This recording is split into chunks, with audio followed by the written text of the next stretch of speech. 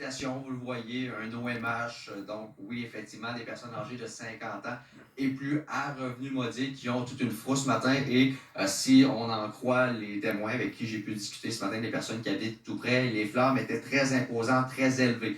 Pour vous donner les faits, c'est ce matin, aux alentours de 5h25, qu'il y a eu les premiers appels vers les services d'urgence concernant un incendie.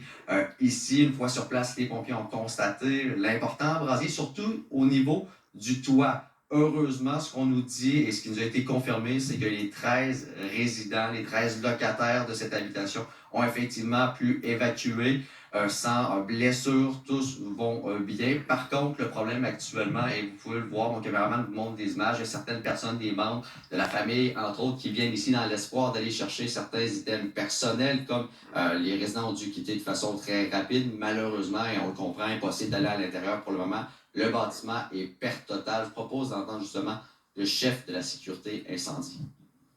Les premières unités arrivées, la toiture est complètement embrasée. Étant donné que c'est la toiture, il n'y a pas de détection, donc la lampe ne sonne pas rapidement. Il a fallu faire l'évacuation.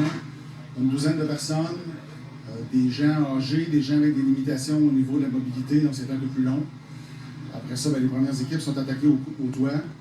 Déjà, dès le début de l'intervention, le toit s'est affaissé. Donc, ça complique un peu les opérations parce qu'on ne peut pas aller sur le toit. C'est trop dangereux pour les pompiers.